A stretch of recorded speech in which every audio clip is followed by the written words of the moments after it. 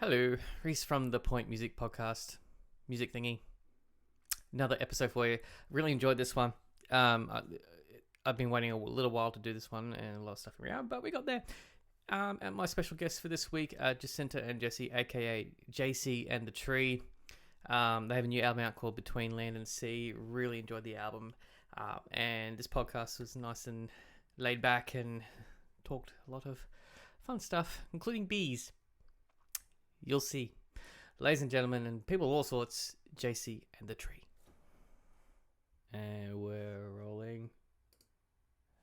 Finally, JC and the Tree. Hello. Hello. How are we both? Good? Yeah. Pretty good. Yeah. Jesse, you look pretty actually comfortable there with like you both look comfortable there with like a nice mug of tea or something like that, I'm assuming. Very cool old couch that we got. Yeah, lovely. Very comfortable. Are you guys up in the hinterland? Udalo. Yeah, okay. Alright, yeah, you're not that far. I'm in Nambour, so it's not that far. Yeah, nice. Oh, pretty close. Relatively. Well done on the album, hey. Thank you. Between Land and Sea. So when did that come out? Like a couple of weeks ago? Yeah. Yeah. About a month ago now, month. actually. Yeah. Yeah. It's all blurring for me at the moment, mate. So it's Yes, it all goes very fast. so just want to talk about a few things about this album before we get into just stupid talk, as I do. Firstly, I like the idea that you guys are doing the whole native seeds thing with the release of the CDs and vinyl. So you want to explain that? Thank you. Well, I think Jacinta came up with the idea on a drive home one day. Yeah, one day I was driving home and I was actually trying to come up with a unique idea for an album launch. Mm. And I thought it would be a beautiful idea to do like a planting, some kind of event, where we release the album, but we get everyone to plant a tree somewhere.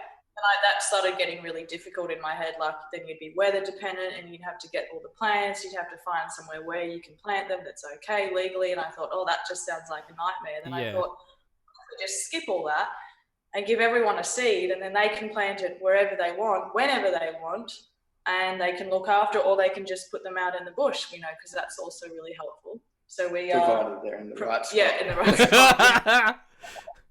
So yeah, that's been a bit of a journey finding, I guess, a plant that's okay, you know, and also seeds can go interstate and things like that too. Legal things, So legally, we're not allowed to send any seeds to Tasmania and I think South Australia.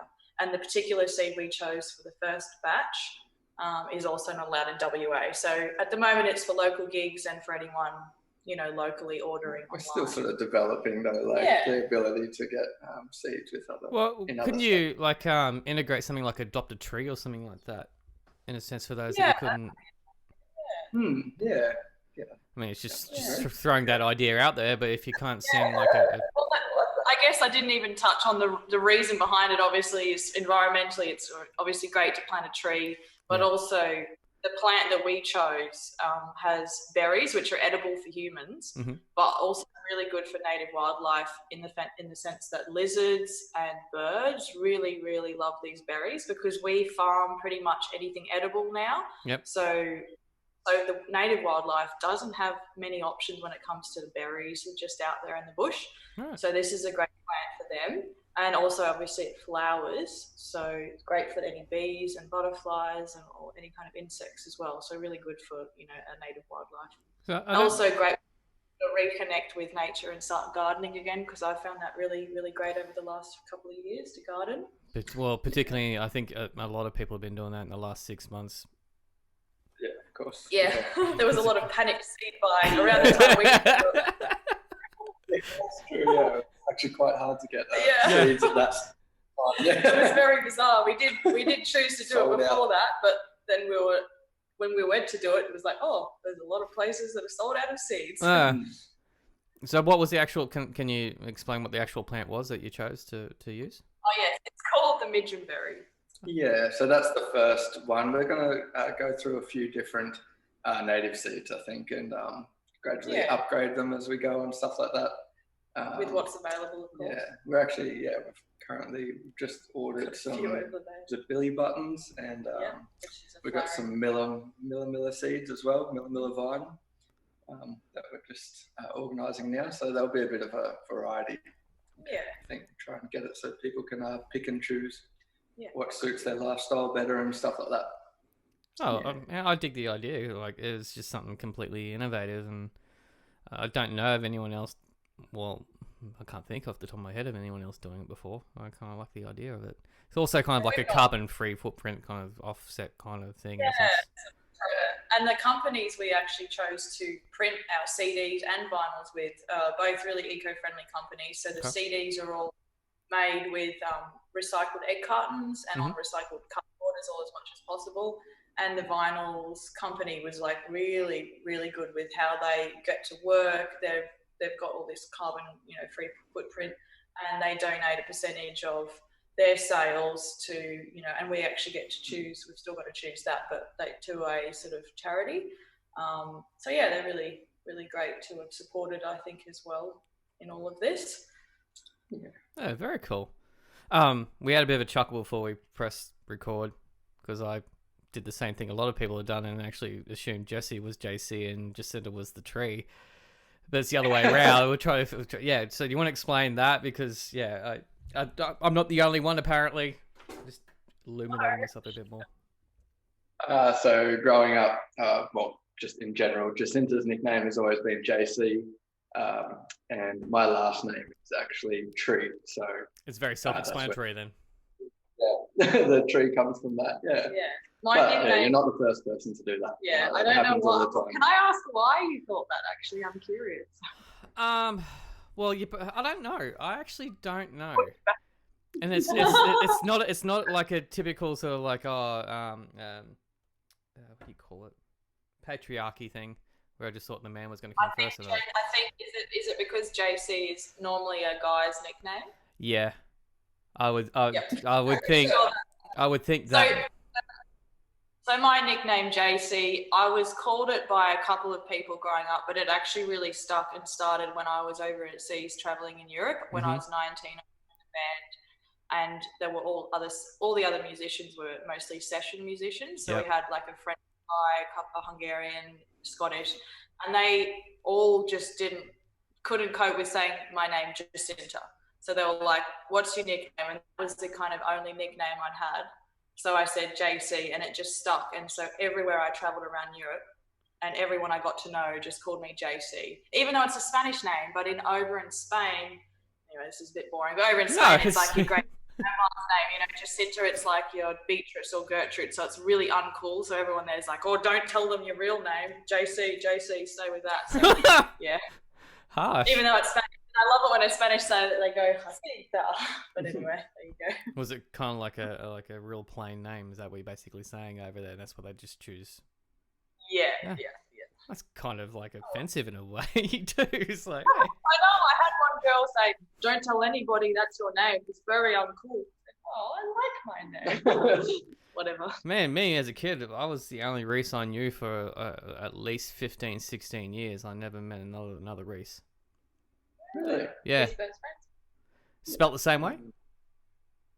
Sorry? No, it's not different. How was yours spelled? RHYS, yeah. Yeah, I think I used to work with the guy that spelled it that way. Which is the proper way. It's Welsh. Yeah. Is it the proper way? Yeah. Yeah, don't believe the Americans, man. They phoneticize everything, so they just... It's got an E sounding, so it's got to have E's in it. Yeah, okay, whatever, basically. Yeah, whatever. Back to the music anyway. I've lost my spot in the goddamn press release. See, I've been out of sorts with my podcast of late, and it's my fault because I was on a roll and then basically had to stop them. There was one thing that you brought up. Yeah. This album's been a long time coming, hasn't it? Like, it's a compilation of work from Jesse's from some time. Yeah, it's been writing a lot of the songs. Sort of, I started writing, I guess, when I don't know, maybe even there's probably a couple on there, maybe even as young as 17, sort of thing. So, yeah, quite a while ago. It feels good to finish them. Actually, Jacinta and I have finished a lot of the songs that were like mostly, or they were written but not Yeah, you had perfected. the I guess they were a idea little and bit the sloppy. lyrics, Yeah. but then we kind of got together and started writing Yeah. music. We sort of arranged them, and I sort of helped with a few things. Yeah. And then there's some that we just completely wrote together. But I think at least half were started by you before we, Yeah, basically I used to just sit there and write and Yeah. play guitar. We did. play guitar and write songs in my room or at the beach or wherever I was pretty much at the time. Quite a bit when I was younger, and that's where a lot of the songs have come from. Yeah. Was there any sort of adjusting of it, given that they were older songs from your teenage years and that sort of stuff? You kind of looking and went, A lot of the music was pretty bad until it just came along and I fixed all my weird little there was a things few up. times he had like guitar licks that had, you know, he would be going bars of 4, so just 4/4, you know, and then he would just suddenly have a bar of 5/4, and I'm like, it's okay, a horrible habit I have. I don't know if I can cope with that. I kept trying to say, you know, if you had a bar of 4/4, 5/4, and then have another 5/4, or continue with it for a while, that could work. Because he's like, what's wrong with a bar of 5? And I said, oh, you can't just have one. I don't know. It just feels wrong. Jesse, have you been listening to too much Tool, mate? Yeah, well, I know, right? I love Tool, but you know, like, so we. I did listen to a lot of Tool growing up. So. I just didn't know it. I still play Drop D, so don't worry about that. It's all good. Some old habits are hard to get rid of. So sorry, no, you go. I was just going to say, I think it's really great because I was classically trained, so I was like very strictly told, you know, this is how it is with music, and you've got to do this, and you know, you kind of put in a bit of a box. And so after I stopped playing as much classical and joined bands, it was like I had to forget a lot about it. So, you know, when Jesse and I sort of playing music together, he's just sort of that like real fresh. Obviously, he's been playing music for on the other ends of the spectrum, sort of. But he's got no rules that he's been told, so it's really beautiful that he can just be very expressive in that way and not feel like, oh, I can't do this and I can't do that. Having said that, I think it's been very good for me to sort of come. Yeah, we sort of learned to come halfway, and you know. at the start it was a little bit rocky. Sort of like, no, we have to do this. And I'm like, no, we don't. No rules. But now we're getting the hang of it. I can actually really gel with that, because given that like I'm not a classically trained bass player, but I've been playing for 27 years, and I've never learnt more than like 2 scales basically, and I don't know my chords or anything, but I know I play by ear. But playing with other musicians that have gone to say like the Con or are classically trained in that, along the way, I've actually picked up sort of things and just gone, okay, I know how to tell the difference now between like a minor and a major chord, very simply like that. Whereas most of that just a self-taught playing by ear, that you just play what feels right. Yeah. Yeah, that's it. Yeah. So I was lucky enough. Sorry, go on. No, I was going to say, did you go to the Con, Jacinda? No, I didn't. I just studied up to grade 8 on violin and piano. I actually think I got to grade 8 in year 11 at school on both. And after that, I was going to go do it, but I ended up touring with bands and just playing in bands, and I just loved that so much more. And I think probably the better choice. Yeah, you just learn so much on the road, and I was lucky enough to learn a method called Suzuki, which is actually where you learn by ear and learn how to not just read at the beginning. Yeah. So that was so that helped me, you know, starting to be able to improvise and playing by ear a lot more. Yeah. Yeah, it's a good feeling. Like I didn't start off playing bass. I actually played trumpet and euphonium before I started playing bass guitar, so I could actually read music and that. I'm not just sort of some dude wanting to play Tool. Hey. There's nothing wrong with that. Tool, one of my favourite bands too. They're great. Man, I love Tool. Don't worry, don't get me wrong on that. So the whole process from writing and to completion of this album, how long did it actually take? Do you mean from when he started writing? Yeah, okay to hear this, because it's a torture thing, because I might be able to feel your pain. maybe 12 years. Okay, or no, so. you beat me. That's cool. Yeah. Yeah, like Raindrops. Yeah.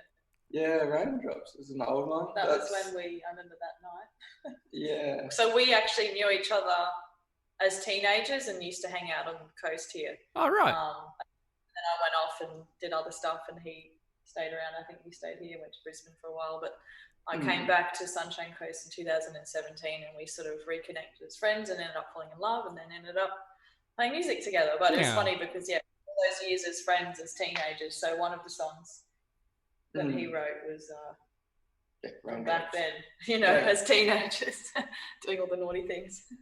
Yeah. Yeah, that one's quite old anyways. That's like, that one probably 8 years old or something along those lines. So where did you didn't mention this press release though, where did you actually record this and mix this? We should have mentioned that. That's terrible. It was a great experience with Paulie B. Oh, Yamanui. All right, say no more. All good. Yeah, really good experience there. Yeah, it was great. Yeah. He was really helpful. He made us feel really comfortable in the studio. That's what he does. Jesse's first time. Yeah, that's it. Jesse's first time in the studio, so. Oh, really? Your first time in the studio was at Yamanui. Dude, what a trip. Other than like home recordings with like friends and stuff like that, but yeah, the first proper, I guess, studio experiences. Yeah, Paulie's he's very relaxed with it, but he also knows knows how to get what he wants out of you at the same time. Yeah, it was great. Very cool. And sitting there with a nice silver sort of ARIA awards on the desk there, and you're just going, one day, So how long did you actually spend in the studio though to do an album? Yeah. Studio time's a bit over a week, like what, a week and a half, 2 weeks? Yeah, we sort of booked it in. We were working as well through it all. So it was sort of, we tried to do it in 1 week. Yep. I think we had 3 full days and 2 half days, but we ended up having to go back a couple of times for drums, because we got drums recorded by an amazing drummer called Jarrah Kurth. He lives down in Mullumbimby area. He plays for a few other bands. Yep. Paulie did the bass. Yep. I think maybe all up it was like 5 or 6 full days in there, maybe 7. That's actually pretty good. We actually did, we powered through it. There was a few points there was like, I wanted the egg shaker. We're like, we don't have time for the egg shaker. There's always time for Tambo and egg shaker. There just wasn't, I ended up pushing for it, but it got cut anyway, so it was a complete good job. The damn egg shaker. Oh, that's funny.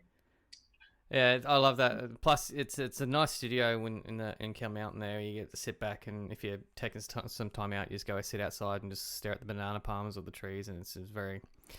Because a lot of people don't understand how it's almost torturous, the process is when you're recording an album, and the wait times, particularly speaking as a bass player, that I usually have my tracks done in like half a session, and then I'm done. But I still got to go to the other ones and sitting around twiddling my thumbs going, that sounds good. Yep, back on my phone doing something else. Yeah. But it's nice to be in that area up there. I was only up there just over a month ago recording with another band. And we did an album 2 days. Wow. Yeah, what band was that? That was Swimsuit Issue. So that was live track though. That wasn't done track by track. Oh, okay. So we did one song live track, which was cool. Yeah, I find the vibe a lot better with a live track. So most of my time spent in the studio is done track by track process, which is the long, arduous one. But I find your spontaneity is way better in the live track now that I've done it. Which one did you do live? My Little Letter, the last song of the album. Yeah, it was done live upstairs actually at Yamanui. In the house upstairs. Oh, right. OJ and his wife, they have a piano. Yep. Daughter learned. Really good. I've heard her play at a music shop.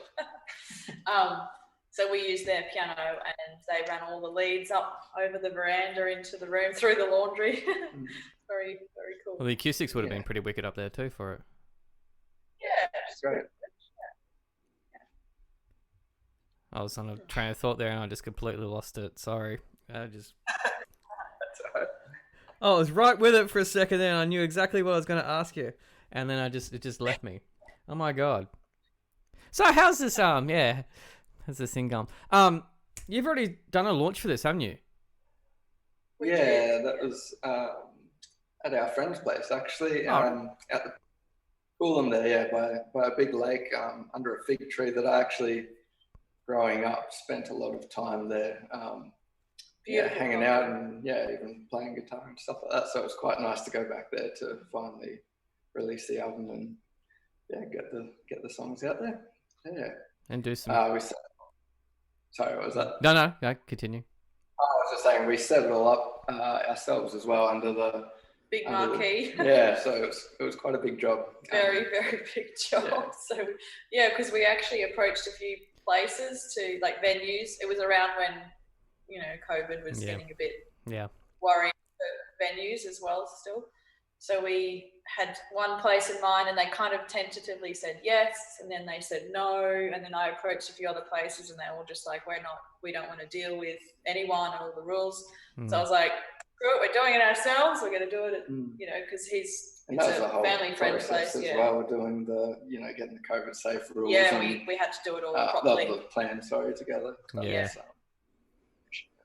Get all that together, But it turned out really good, and there was a lot of setting up, but we sold out, and it was a beautiful afternoon. We got Joe Van Murphy to support us, and another couple of musicians, Zaya Maria, I don't know how to pronounce her last name, and Caroline Trengo, who plays the violin with Dave Flower Band. So they came and did a little music thing, and I had a poet, Irish Joe Lynch, emceeing and doing some poetry and storytelling between, which was it was really lovely. That sounds like a full-on event, that. Yeah, it was like an event organizer and we're playing doing album launch. Well, a lot of them are only just doing like 2 bands at the moment. It's just it's just harder, I guess. Yeah. I figured why not? Yeah. We had all afternoon and kind of wanted to give it a good go. Yeah, a good go. It's been a long time coming. Well, especially myself writing the songs for so long. They're kind of quite personal, some of them, I guess. So they mean a lot, and it's good to make a big deal out of it. I don't know how else to explain it, but Well, I have to say, like, because I don't normally, even though I play in a roots reggae band as well, I don't listen to a lot of roots stuff anymore. But when I put your album on, the first track, it was something really familiar for me, and I couldn't put my finger on what it was. And at first I thought it was like it's make me think of the Tooth Fairies. I don't know if you remember the Tooth Fairies at all. I've heard of them, but I can't remember the style, to be honest. Because you guys are in your like late 20s, right? Yeah. So, I'm actually into my 30s. Actually. Yeah. Well.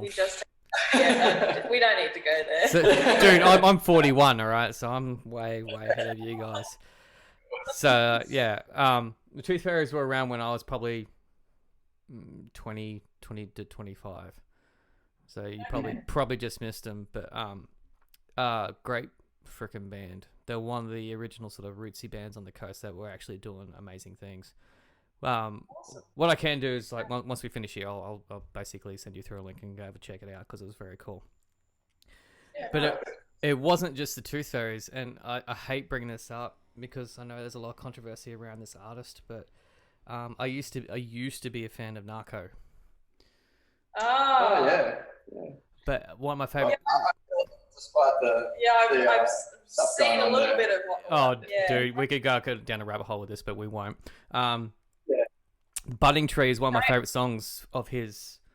And which one? Budding Tree. Yeah. So it's I love Aloha. Yeah, I think another one. Yeah. There's a version on YouTube where it's just piano and vocals, I'm pretty sure. All right. And at one time it was a bit random. It was a time in my life I didn't have a lot going on, and I was like, I'm going to transcribe this whole piano part. Transcribe it all. And it's like a really long version of that song, but I really love it. But I saw them before they got really big at Paloundra Music Festival to meet them. I felt like I liked their energy back then when they had the female percussionist. Yeah. And their energy, I thought that was really good back Yeah, then. I saw them at Soul Bar as well one night. I think Lovely, I think Barefoot we were playing out the front, the same just in when we were before we even got sort of like where we are now, and I remember them coming out and watching us play, and I went, oh shit, yeah, cool, Narco, yeah. But yeah, that's enough of Narco. We don't want to give him too much airtime. But it just basically it reminded me of Budding Tree and how much I actually that song used to just transport me. I don't know why. There's certain things with songs that you would know that, but yeah, fan of the writing anyways behind that song. Yeah, I think he had that ability to transport you somewhere else. Yeah, can't deny that. But that's what this the first track on this album that I heard did the same thing to me. Oh, that's really lovely. Thank you. I'm not blowing smoke up your asses or anything like that. Seriously, like it just like oh shit, because sometimes I'll just have it on a stereo, like little computer speakers here, but sometimes I'll put headphones on and just sit back and just go, okay, oh, all right, I know where this is going, cool, and yeah, I was there. So yeah, I just thought I'd point that out to you. Very cool. That's the first song that we actually wrote together. All right. On New Year's. Yep. New Year's Eve, like probably was it 2 years ago? Kenilworth Forestry, actually. We were camping and we got away from the world. Yeah. Every New Year's, actually, we like to try and just get away and put the phones away and go out and bush. Chill out and play music and.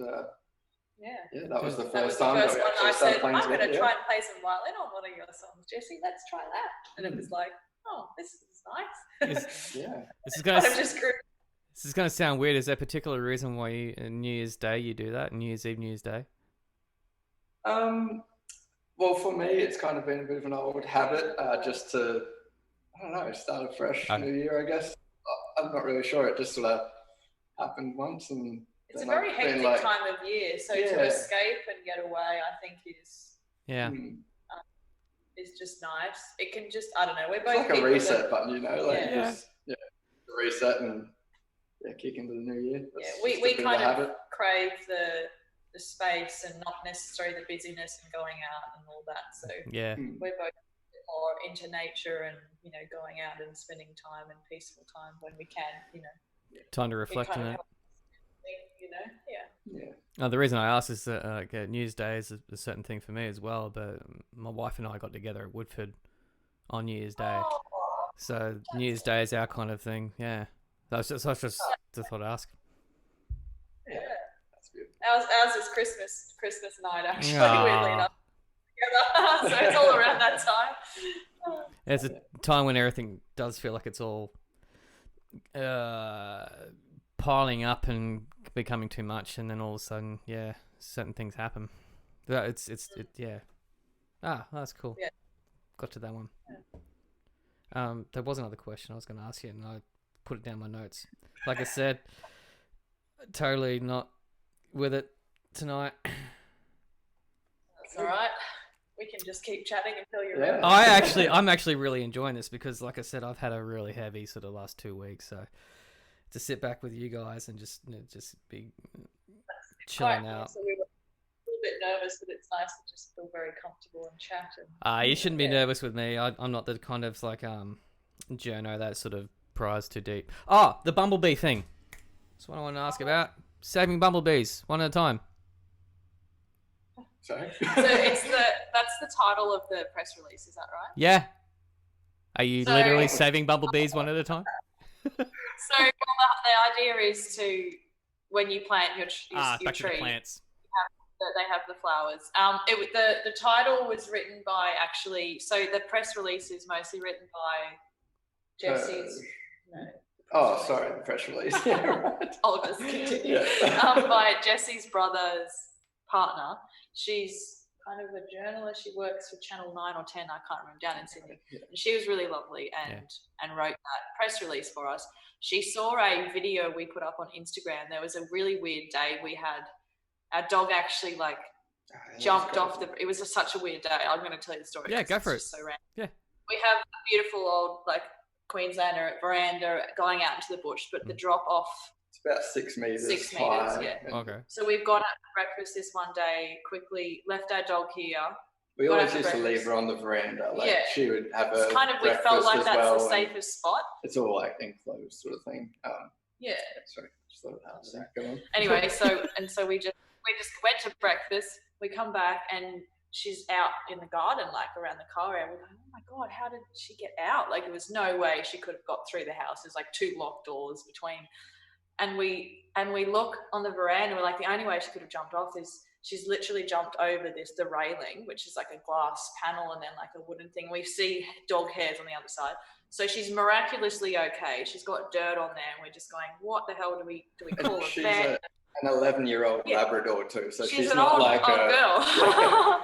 And so that was just the beginning of this weird day, and then it was super lucky because it was like it had sort of slightly been raining, and where she landed, there was literally there was rocks, 2 rocks, and she had landed in this like sort of like kind muddy bit of like. It's like a little down ramp for her, and she's just landed in the perfect spot. And when we realised there was a patch of the mud on her was actually like on her neck and shoulder area, so she's like gone face first down, the mud.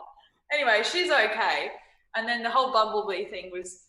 Well, then we came out, and then we've come out here, and his parents ended up coming because we rang him, and they were like worried, so they came out to check. And as they've rocked up, I've found a little bee that's kind of struggling. I just saw it on the ground outside, so I decided to get some I think I got some honey or sugar and water, I think you're meant to do if you find a bee that looks like it's struggling or dehydrated, if there's too far between hives and stuff. So I got a bit of that on a flower, and I ended up taking a little bit of a footage of this bee like drinking this honey. It was really cute because you could actually see its tongue, and with new iPhones now you've got like good kind of macro, what do they call it, macro? Yeah, macro. So you can see this little tongue. So we put that on Instagram and told people, a week later, told people about that day and how we want to sort of try and help these bees, and promote, if you find a bee like that, try and rescue it. That kind of ties in with the idea of the seeds, and then the album seeds, as well. So the idea is to try and encourage people to actually plant the seeds and stuff like that. We have the hashtag JC in the tree, feed a bee. And you can put your progress up on, social media and stuff like that. And we will follow the hashtag, and we're going to give out prizes and stuff like that to anybody that actually plants their plants and, has a good go at it. So we'll pick out the best ones and give away some shirts. So she who wrote the press release saw that video and got really excited. She's like, oh, that's so cute. And she got really excited because she used to save, she was telling us when she was a kid, she used to save little bees and I think ladybugs from her pool, her and her sister. So she thought that was really, really lovely and excited. And so she ended up writing that press release, and that was the title she put, which I thought was cute. It's a very cute pitch and a good angle to go with, and it got me intrigued. So that worked. That's a good publicity trick. A lot of people just put in new single. Kind of in that whole kind of scene. So yeah. It's good. But given that you're following the hashtag and its progress and it's from people planting the seed, that's a long burner of a hashtag. Yeah. it's like a 2-year minimum. Why not? Yeah, we get there. Yeah. On the whole social media thing. We're doing it. Not our area of expertise. We were going to go with JC the tree plant a seed. No. JC the tree plant a seed? No. My memory is like a sieve. I can't remember these things. JC the tree, feed a bee. It all rhymes, so we can Feed the bee would be better than plant a seed because plant a seed has some kind of like either pregnant thing or some kind of sinister kind of connotation to it. So feed the bee would have been a lot better. Definitely. That's the whole thing. And it's no one, we'll just hope there's some people who do it and put their stuff up, hopefully. And so what's the hashtag again? JC in the tree, feed a bee. So that's all one word. I'm going to write that down because I'll put that in the actual description thingy. I think it's on the press release. I'm not sure. Oh, you're going to have to make me go in there and open up the press release again. Just so don't worry. I thought it was. You can write it down. You can write it down. I'll write it down. Well, so yeah, and then we're going to give out T-shirts, I think, for people who. So that's the whole idea with the hashtag. For anyone who's planted their seed, they sprout them. Take a few photos, show your progress, get other people excited, and then if anyone really successfully does it, hopefully they do, they'll get some t-shirts, and I've also got some beautiful little earrings for any girls. Are they bees? Mind. Yes. Yay! Bee earrings. I haven't even told him that. I just know something. Jesse's just sitting there going, this is news to me. What? Am I making the earrings now? What? No, I know somebody who hand makes well, maybe stuff. you could make the earrings. Anyway, we can move on past that. We're going to give out prizes of some kind. Still a good idea. A lot of people just don't have that kind of innovation behind them. A lot of musicians, we're pretty lazy. We are. Yeah. Can be, yeah. Yeah. That's for sure. Yeah. Not all though. I think you have to be pretty motivated and pretty dedicated to be a working and living musician, I think also. Yep, that's why I don't do it. I've got too much going on anyway. I just like playing. Yeah, I can't. I'm. Christina's one of these people that just cannot stop. I'm just like, go. We're gonna do this and do that, and I don't know. I just can't help it if you're excited by what you're doing. Yeah. Just there. Did you find that, like, I've asked this a lot of musos actually, when the COVID and lockdowns and that sort of stuff came into effect, that it actually slowed everything down to the point where we were all less anxious as musicians because we weren't having to, this whole game that we all have to play as musicians in the Australian music industry is the whole keep up thing. And it was actually it was really affecting me. I know that. And when it all had to slow down, the anxiety of the whole constant pressure of keeping up faded away for quite some time. I think it was a bit different for us because we were starting out a bit. Well, like as JC in the Tree. So for me personally, I was in a few other acts and everything just went to nothing. And yeah, for me, it was like, oh, I can just stop for a while, even though I kept working at my job. Yeah, just to sort of ground ourselves for a bit. I don't know, what's your thoughts? I don't know. To be honest, this year has been so super busy for us. I feel like what you're talking about now is still happening. We're still like just... yeah, just looking forward to that New Year's break. Yeah. Not long. It'll go like that.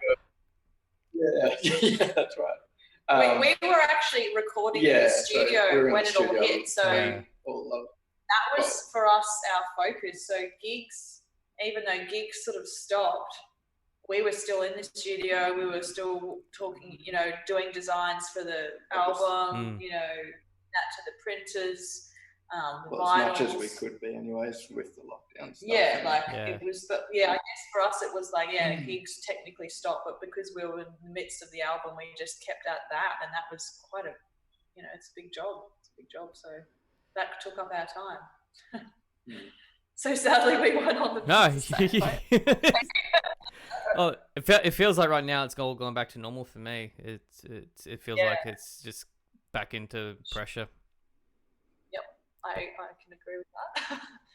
Yeah. But then I'm in 3 acts that are all 3 are releasing albums, supposed to be releasing albums in the next 12 months. Wow. Yeah. That's Barefoot. Yeah, Barefoot, Mules, and Swimsuit Issue. Yeah, they're all releasing. I mean, Barefoot's been working on the album for 5 goddamn years, so your 12 years is pretty impressive, man. I thought 5 years was painful. Well, I guess it wasn't 12 years. Yeah. You're writing or trying to finish it. It's just casually writing songs. 12 years of writing. Writing, yeah. Whereas ours has actually been 5 years in and out of the studio. That's I would like. No, it's a labor of love, I guess. That's what we do because we're musicians and we love doing it. But at the same time, though, when I heard the final mixes of the album, I just breathed a sigh of relief. Like there it is. Yeah. Now we've got to get the artwork. Now we've got to do all this. Oh, yeah. All right. I just want to hear the album. That's what happened to us. Like, we're done. Oh, wait, we're not done. Putting together the booklet and everything. That was sort of around that COVID time too. We were spending a lot of time. If we were doing gigs, we were up there. So full on. Now, who did the artwork for you guys? my stepsister Persia, amazing artist. Yeah, that's cool artwork, hey. Yeah, I really, really, we love it. Very impressed. Actually, the name of the album came from her artwork. Can we say that? Are we allowed to say that? Yeah, that's what the. So she did that drawing. Well, her first version of the drawing actually, probably a year or two ago, and she just put it up on her Instagram actually, and we saw it and we just fell in love with it, and she'd sort of titled it Between Land and Sea, and we loved it. And Jessie said, like, when we saw it, was like, we should see if we can put that on our album cover, and we can call it Between Land and Sea. I said, yeah, great, that's a good idea. And then that happened. She didn't have a copy of the original one anymore. It had been deleted. Oh, damn. And she did a new one, and it was a little bit more vibrant and more inspired. So it was great, and that's the one we used. Yeah, it's got a slight retro vibe thing happening with it too, which I kind of dig too. Yeah. Got that style. I think it's great. Yeah, it's great. So have you got any other plans for any further launches within reason, given that we're in COVID lockdown crap still? Yeah, we've been waiting for the vinyl. So the whole idea of the album was kind of actually to release it as a vinyl. Yeah, I always have wanted to do it as a vinyl. Yeah. That's because the vinyl's come out of Melbourne. It's actually taken quite a while. We're meant to receive them today, actually. So that would have been awesome. Thinking of doing like maybe a little mini launch or something just for the vinyl, like vinyl lovers sort of launch at our house here. And we have we were thinking about putting on something for that maybe. That's sort of in the works. So did you go through Zenith to get the things pressed? Yeah. That's what I thought. When you mentioned Melbourne, that's the only pressing plant I know of for vinyl. I think they're just a bit congested. Yeah, well, they had to close down. Yeah. Lucky. Yeah. Oh well. As far as any future releases with other music, is that what you're sort of asking with like new music? No, because you only got to do the one launch for the one main launch there. I was wondering if you were still going to be pushing it out. Yeah, I don't know what's normally done. We just did that one launch. I mean, I guess people do. Bands do tours and stuff. You can still do a mini tour. I mean, you could easily do something down in West End or Brisbane or something like that if you wanted to. Or Miami Marquetta down in Goldie or something like that. Even hell, Night Quarters taking acts again. So booking acts. So you guys would be pretty good there actually if you. What was that venue called? Night Quarter. I'll hook you up with details for that afterwards. Yeah, direct details. I think I've contacted them. It's hard to unless you get the contacts. So I can help with that. There we go. You know what? We'll wrap this up because you guys made it past 40 minutes. You smashed it. There you go. You didn't even realize it. It's this weird little portal thing that happens in podcasts where you think you're chatting for like 15 and you look down. Oh shit! It's 40 minutes. Yeah. Cool. So awesome. My pleasure. We'll wrap this up. Between Land and Sea is already out, but you will have the vinyls hopefully like soonish. So keep an eye for that. But yeah, I'll put the links in below for Spotify and whatnot. And yeah, thanks for coming on board. You too. This has been great. Thank you so much for having us. It's all right. Just stay on. I'll have a quick chat to you afterwards. Ladies and gentlemen, JC and the Tree. Thank you. Big thanks to JC and the Tree for jumping on board with that podcast. I really enjoyed that one. If you dug this podcast and other ones in the series, please do check out the other ones. Press down here. Subscribe button. Press that. Ring the bell. You'll be notified when other podcasts in the series go live. Once again, thank you for supporting local music, live music, Australian music, all sorts of music. You guys are legends. Cheers.